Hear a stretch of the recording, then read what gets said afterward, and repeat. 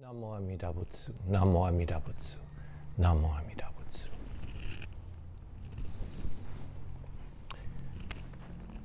Good morning. Welcome again to Kahului Hongwanji's online Sunday YouTube service. Today is November 1st, 2020, and we are here to have our regular family service. So, not much new to say. Things are what they are. Still continuing with our kind of COVID situation. Kind of goes up and down all the time, so it's hard to keep track of, but we know there's still a good deal of danger, especially for older people, so we need to be careful about that.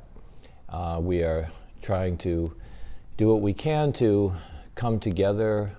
We're trying once a month, so last week we had an in-person service as well as the YouTube video. So hopefully things will get better, but we don't know. So, good thing we're Buddhists, so we can just take each week as it comes, each day as it comes, and find the meaning and the purpose and the goodness in everything that comes our way. We can learn from it, and things don't. That's a big truth in Buddhism, right? Things don't always go the way you want them to. Life is unpredictable, and of course, everything is impermanent. So we can't get too attached. So today's service will begin with the Vandana and Tisurana, and then we will have the chanting of the sutra. Today it is the English version of Junirai, which is called the 12 Homages. And so this is a poem or a gatha that was written supposed to have been written by Nagarjuna, and it's a series of praises of Amida Buddha and of the Pure Land. And following the sutra, we will recite the Golden Chain of Love, which is, I think, a very important part of our life, a very important thing to reflect on every time it's not something we just recite, it's something we should think about when we recite it and think about it afterwards, carry it with us, I think. It's a nice kind of text that people can use as at home, for a kind of a simple service, to just light a candle, light some incense in front of the Butsudan and recite the Golden Chain of Love. It's a very nice thing to do. Following that, I'll share some thoughts about the Dharma with you, the Dharma message, and then we will chant the metta, the loving kindness meditation, followed by the closing Nembutsu, and then I'll have some closing words. So thank you very much, and let's begin our service now by putting our hands in Gasho and reciting the Nembutsu. Namo Amida Butsu, Namo Amida Butsu, Namo Amida Butsu.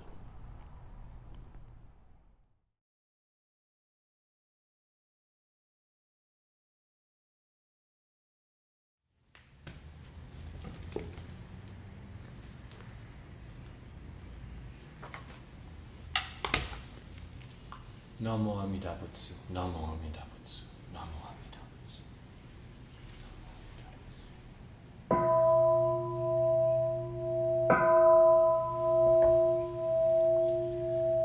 Namo tassa bhagavato arahato sammasambuddhassa.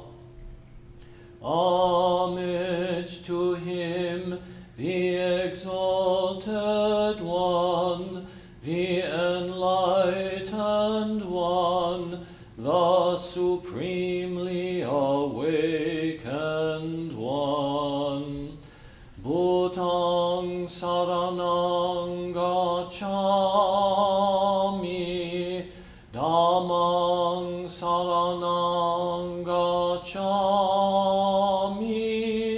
sanghang saranang gacchami. I go to the Buddha for guidance. I go to the Dharma for guidance.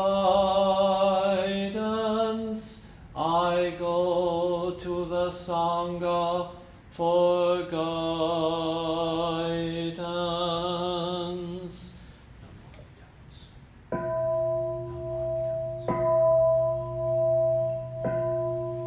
Namo Amida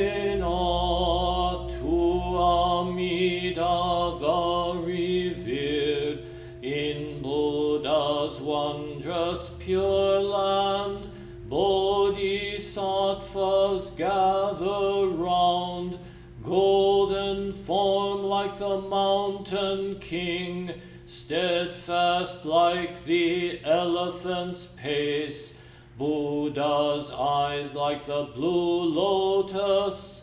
Thus I bow to Amida, Buddha's form round like the moon, bright like 1,000 suns and moons, Buddha's voice like the nightingale.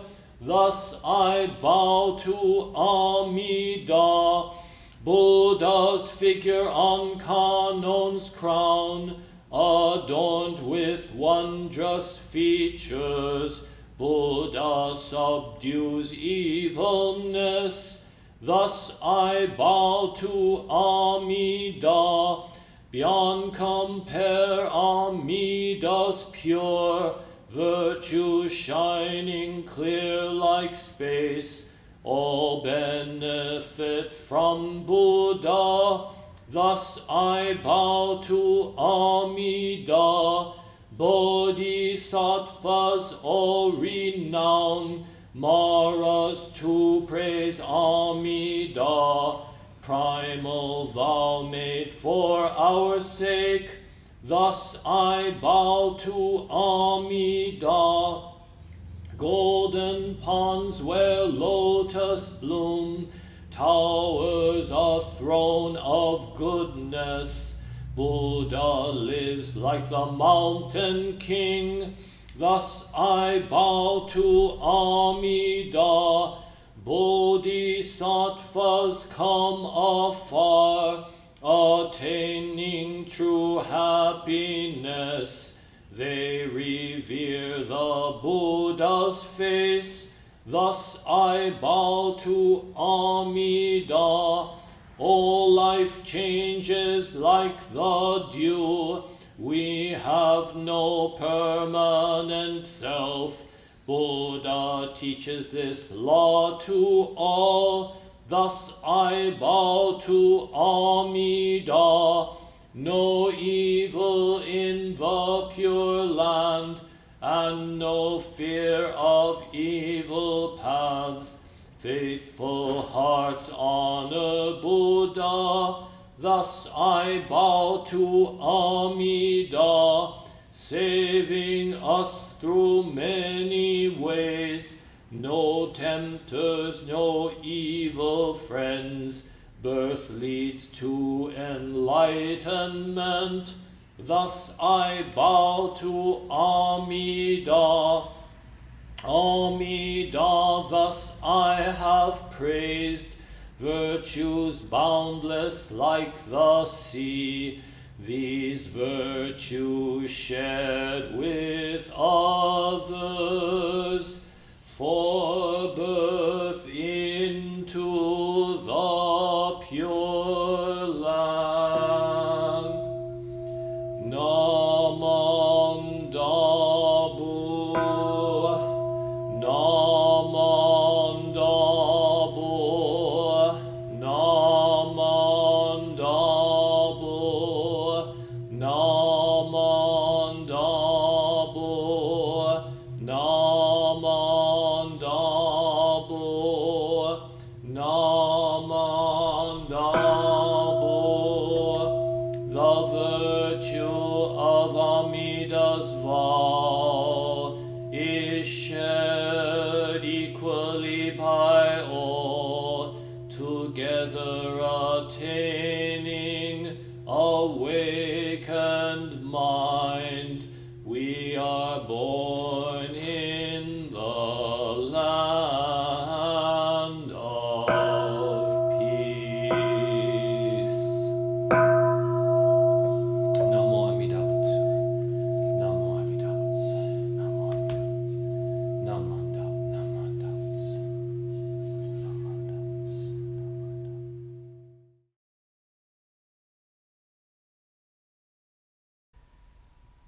Golden Chain of Love.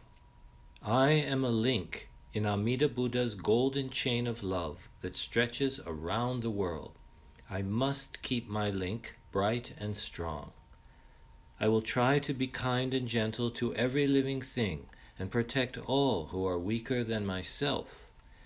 I will try to think pure and beautiful thoughts, to say pure and beautiful words, and to do pure and beautiful deeds, knowing that on what I do now depends not only my happiness or unhappiness, but also that of others.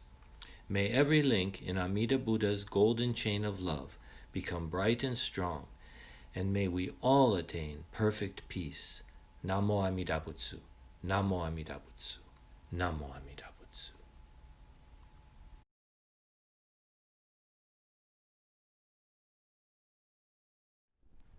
Namo Amida Butsu, Namo Amida Butsu, Namo Amida Butsu.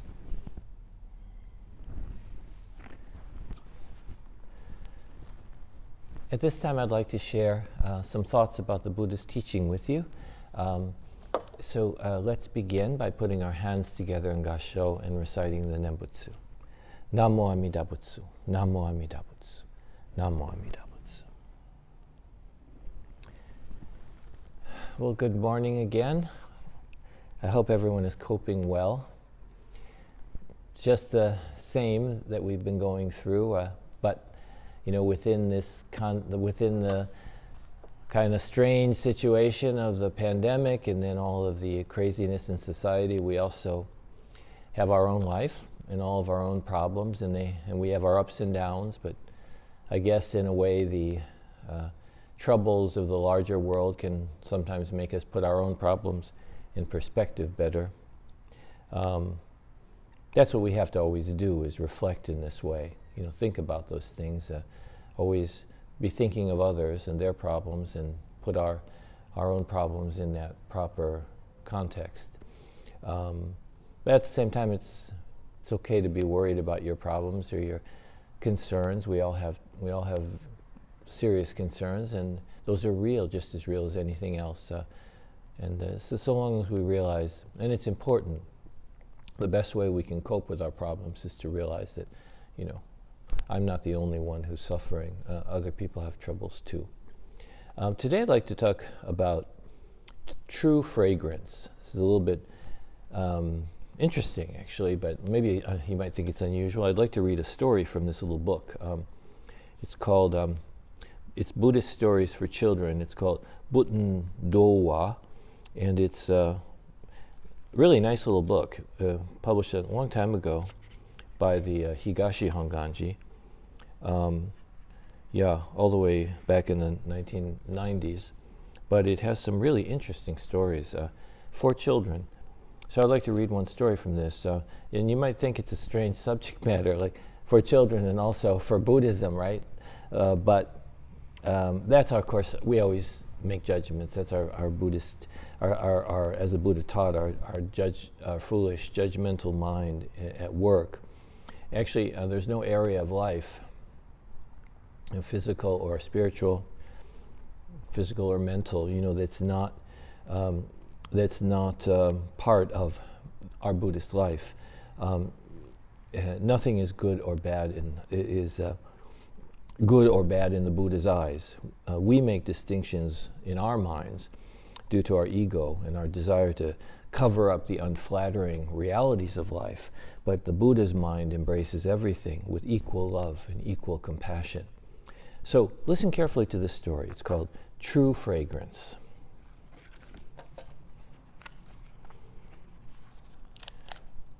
I don't think the publishers will mind if I read it to you.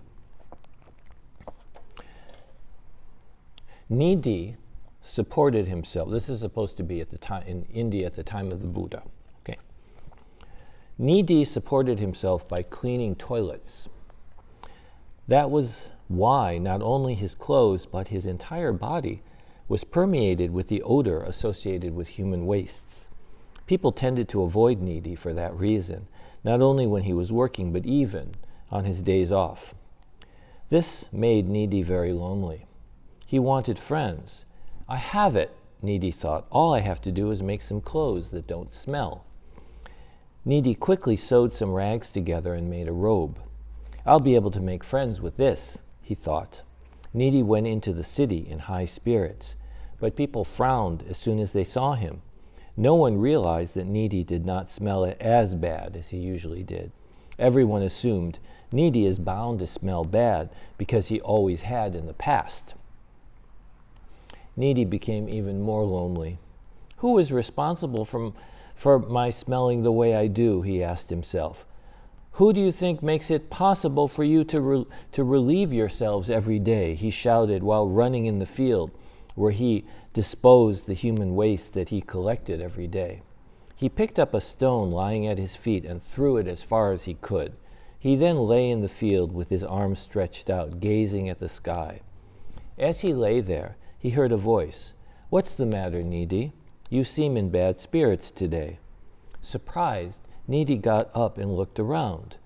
An elderly, rather emaciated man made his way toward Nidhi.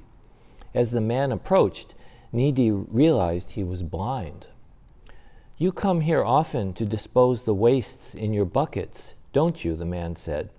I live here with just the insects and the birds for company. Many people would say that I live in poverty, but I do not feel that I lack anything. But there is one thing that you have about which I am envious. What? You're envious about me? Nidhi asked. That's right, the old man said. You do work that benefits others.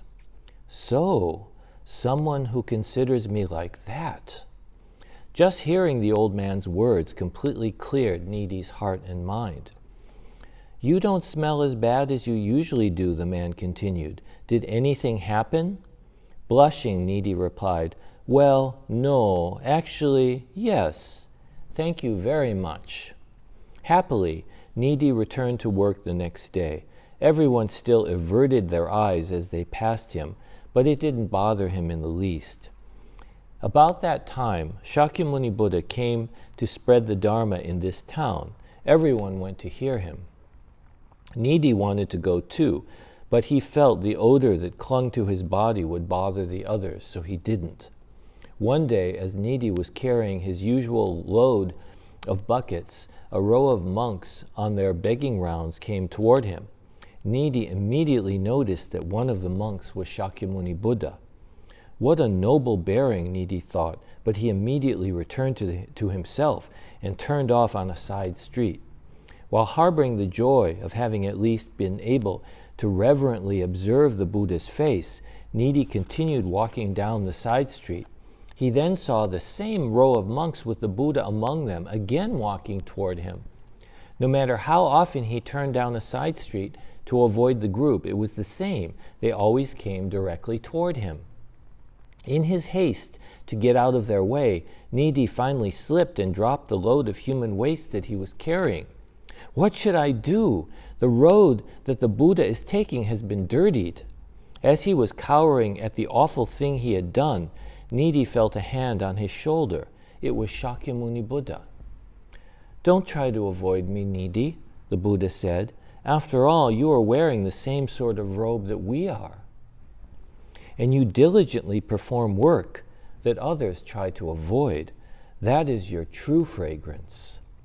When Nidhi placed his hands together in joy and gratitude, the figure of Shakyamuni Buddha became one with the figure of the elderly man that he had met in the field.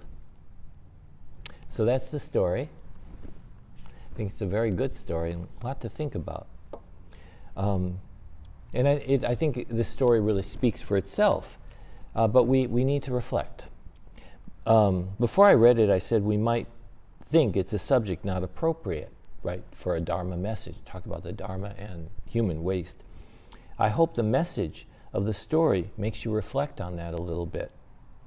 The first thing we need to understand as background for the story is that, of course, in ancient India, in the time of the Buddha, they didn't have modern plumbing like we have. And so there were no toilets to flush away waste and make it disappear. We have that now, so we take it for granted and don't really think much about it. You flush the toilet and everything's gone. Of course, it takes a lot of resources to accomplish this, and a lot of water, and a lot of people. But we don't think about that. We just pretend it doesn't exist. We would be appalled if we had to deal with all the waste we make themselves, like needy did. Wouldn't you? With our plumbing, we can feel that we're clean and that we smell nice all the time. But people did not always have that luxury. Most of history, they didn't have that luxury. Someone had to cart it away. Today, some people still have to handle this problem. For example, those who work in waste treatment centers. Of course, also people live in poor countries, don't necessarily have good sanitation as we do. But anyway, we don't see the people who work in the sanitation waste treatment centers, so we can pretend that they don't exist. Whatever we flush disappears, goes away. Not my problem anymore. That's what we say.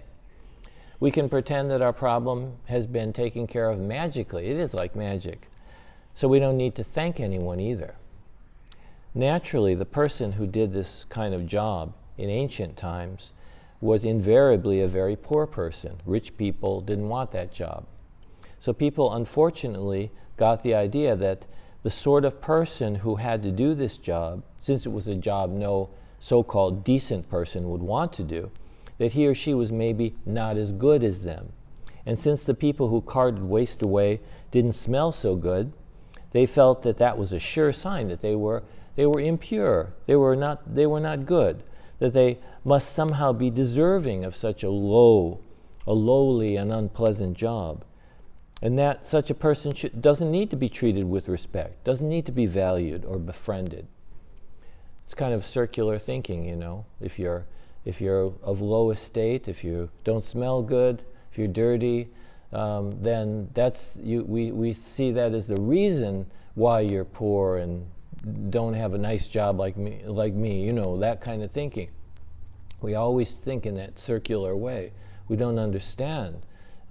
People are suffering because of the conditions that they're forced to be in life. When you have more than you need, like most of us do, and when you don't need to deal with unpleasant tasks yourself, you can develop this fantasy that you have good fortune because you're good. And so therefore, those who have bad fortune in life, such as the poor, such as being poor, or having to cart away your waste like needy did, well, they must deserve their lot. They must deserve it. People have always done this. We say things like, you must understand that these people are not educated enough to have good jobs. Or we say, these people are too lazy to learn, and so this kind of work is all they can do. So we're actually being nice to them to let them do this kind of work. Or we say, these people must have done bad things in past lives, and so they must live with their lot now because that's their karma. Or we say, if someone is poor, it's because he or she doesn't work hard enough. If they worked hard enough, they could be rich like me, so it's their own fault. Or they're lazy. Or we say, oh, they must have sinned. They must have done something really bad. That's why they have to do this terrible job now. And so, of course, everyone felt disgusted when they saw and smelled Needy, the hero of our story, and no one felt gratitude for the important work he did for them. So naturally, Needy was lonely since no one would be his friend, and no one respected him. He tried to change his outward appearance by making new clothes out of rags, so he would smell a little better and people would be friends with him. But everyone just assumed he smelled the same, so they stayed away from him. Buddha warned us about this kind of thinking. We become attached to our ideas about others and refuse to realize that everything is always changing. We judge others and stick to our harsh criticisms of them. Buddha warned us about our attachments, our blind passions, by which we want everything to be pleasant for us, and we hate everything that's painful or unpleasant. Even though Needy performed a very important work for that community, the people in it only saw a person who smelled bad, a person they didn't want to be near. So they stayed away from him. They didn't even want to be seen being near him. But isn't it interesting that Needy tried to find friends by making clothes from rags? That's exactly what the robes of a Buddhist monk are. They must be made from worthless rags. The Buddhist monk is one who takes the lowest position. Needy was the lowest person of the lowest position. A Buddhist monk is one who chooses to take the lowest position, not the highest. He makes himself or herself down there among the lowest and among the despised of society, such as homeless people and beggars and people like needy. And he or she does this, the Buddhist monk, to be cured of the disease of arrogance and self-importance, of thinking I am better than others simply because of external circumstances that I didn't have anything to do with. Without knowing it, Needy had become a Buddhist monk through his humble work, and in making clothing out of rags, even though it didn't work to convince others to befriend him, he actually succeeded in finding the truest of friends. He found the Buddha. The Buddha said to him, "You are wearing the same sort of robe that we are, and you diligently perform work that others try to avoid. That is your true fragrance." Today we judge all sorts of people. We don't want to be near them. We think they are beneath us, and we easily forget how much we enjoy the benefits of the work they do, work we are really unwilling to do ourselves. We have lost touch with ourselves, with each other, and with reality itself. We have become unhappy, spoiled children who cannot ever be satisfied. Today people are so unhappy that we must always blame others, especially those who are the most helpless. So we blame the poor who are struggling to survive, or the immigrants who try to make a better life here. We say, "I would be doing great if it weren't for you being here causing problems or taking my job." We blame people based on their skin color or their religion. We act as if we are the only ones who are good, the only ones who smell nice.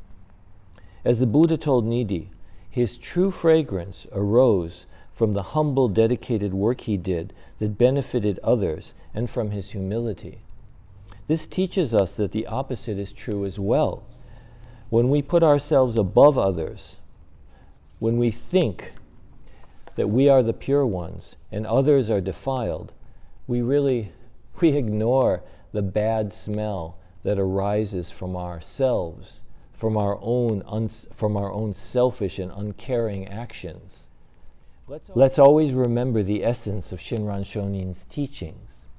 Amida Buddha is the boundless love and compassion that unceasingly awakens me from the delusion that I am pure and good, and allows me to realize the preciousness of my own and everyone else's existence. It allows me to accept myself and appreciate the rare miracle of my life and that of everyone else. When I can see myself as I truly am, then I will begin to see true goodness and measureless value in my own living and in that of all living beings, without distinction and without discrimination. So thank you very much for listening today, and let's put our hands together and recite the Nembutsu. Namo Amida Butsu, Namo Amida Butsu, Namo Amida Butsu, Namo Amida Butsu, Namo Amida Butsu.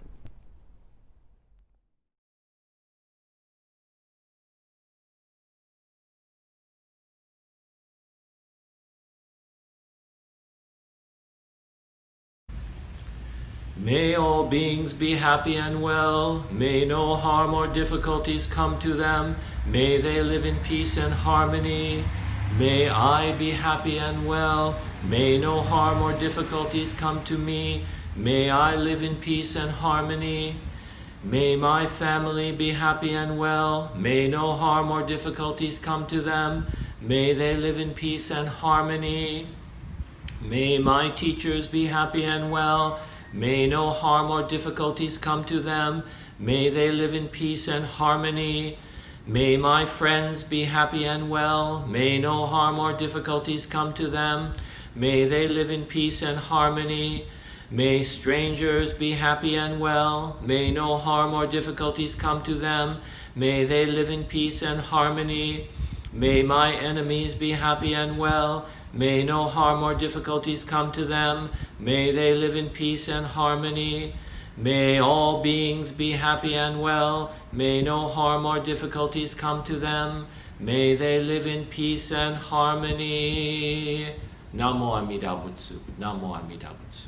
Namo Amida Butsu. Namo.